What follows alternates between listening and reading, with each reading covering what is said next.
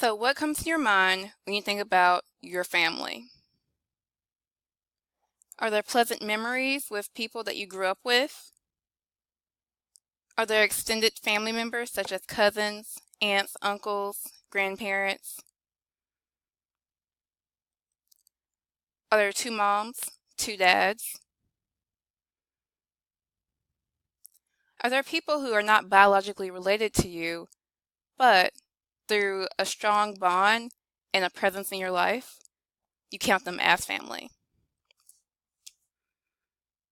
Are there memories that are hurtful, that are filled with pain due to death and separation? Are due to betrayal and maybe even infidelity?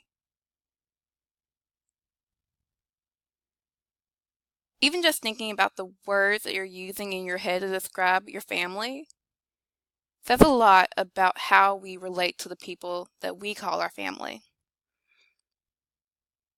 No matter what your experiences are, whether they be positive, negative, or somewhere in between, there's family out there for all of us. And because we're working with people, we need to also understand how to communicate with them. In this chapter, we're going to define family. We're going to talk about communicating within families, how to maintain family relationships, family relationship challenges, and the overall primacy of family. So let's get started and define family. Now, there are going to be many definitions of family, so you may fit into one or even multiple of these. One of the key characteristics of a family is that they have a shared sense of family identity. That means that the group of people who are in this family understand how they are interconnected to each other, whether it be through the stories they tell, the memories they have, or even the conflict that happens. All these will shape who they see themselves in relation to each other, and that will be defined by their communication. Even the boundaries that exist for the family are going to be communicated. So that could be maybe a boundary that's physical, so that some people are not allowed to enter the home or you're not allowed to date certain people. But it could even be family boundaries related to communication, such as we don't have those conversations with people outside this family. Keep in mind that those boundaries can also always be renegotiated. Another characteristic of family is that families are emotionally intense and complex bonds that are both warm and antagonistic. If you have family members, you probably have felt this to some degree. There are times where I've even commented that I love you, but I don't really like you right now, and have to walk away from a family member because it was just too antagonistic.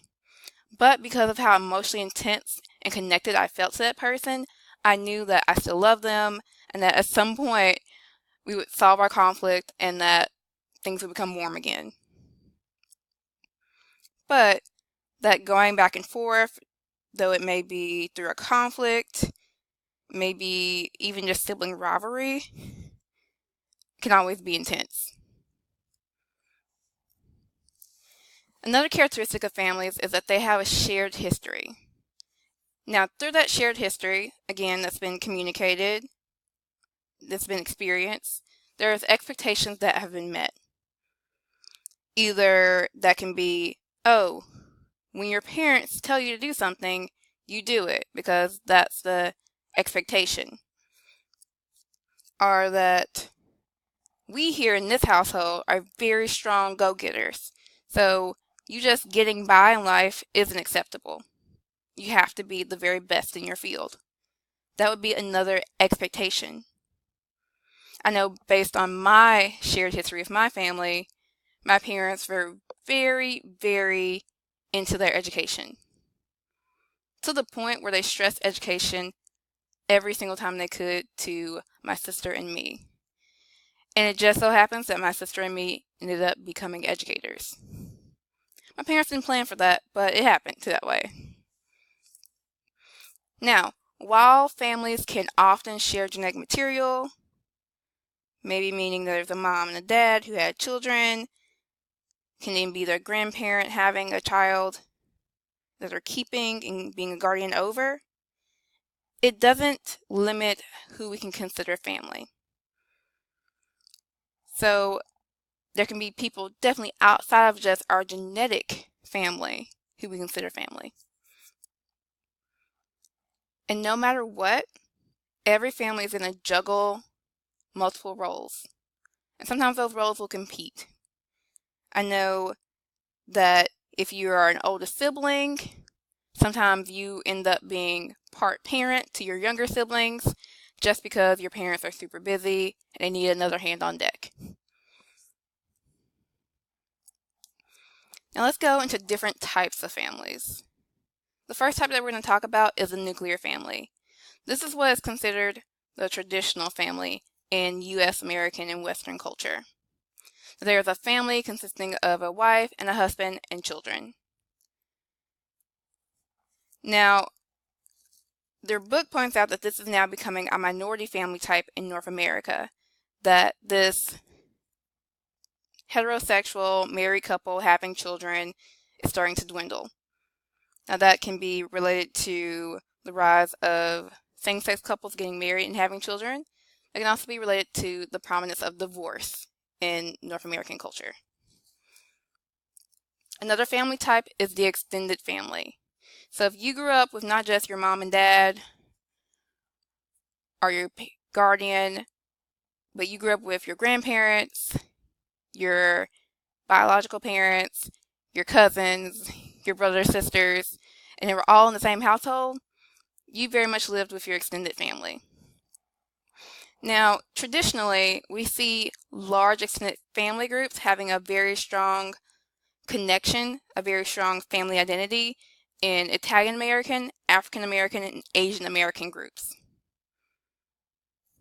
So if you fall into these categories, you may even understand very, very strongly just how much your extended family has played into your life. There are even step families. Now, step families are families where at least one of the adults has children from a previous relationship. A very typical example is the Steve Harvey family. So if you look towards the middle, you will see Steve and his wife. His wife is in a pink and purple outfit. And two people to the left of her, let me point. These are the two children that Steve and his wife have. And then you see his son, another son, and his oldest two twin daughters, who he had from a previous relationship. So this is an example of a step family, that not all of these children come from the same parents. This is also known as a blended family. Then there's cohabitating couples. So these relate to couples who are not married and have become romantically involved and may have children or may not have children. Now, one thing that we know from cohabitating couples is that there's a lot of relational flexibility. And then lastly, we have our single parent family. Like the name suggests, this family only has one adult residing in the household. Because there's only one adult in the household, they usually have a lot of responsibilities to be the provider and the caregiver for those children.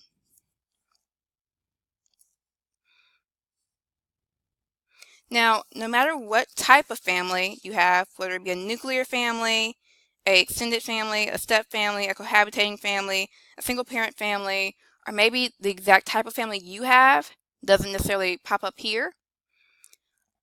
No matter what, your family identity has been shaped by your family stories.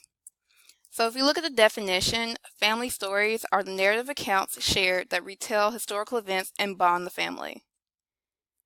Now, these stories can be positive stories or even negative stories.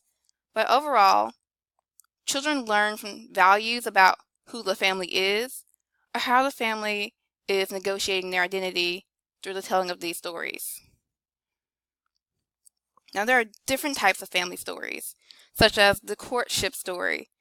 Now, this talks about how the parents' relationship has been solidified. So, for example, part of my parents' courtship story is that they met each other when they were small children. My mom thought my dad was kind of weird, but oh well. And then when they got to college, a mutual friend decided that they would be a good couple and put them together. And they're still married today. Then there can be birth stories. And birth stories really help the children figure out, well, how do I fit into this family? That can be the story of how you were born, such as, whoa, we had to rush to the hospital and you took 14 hours and I was stressing out, but finally you got there and I was as happy as I could be. I know for me, it was you wouldn't turn around, you would stay on your side and you wouldn't flip around. You were a whole month early and just stubborn, but when you were finally here, you looked like you were prepared and ready to take on the world.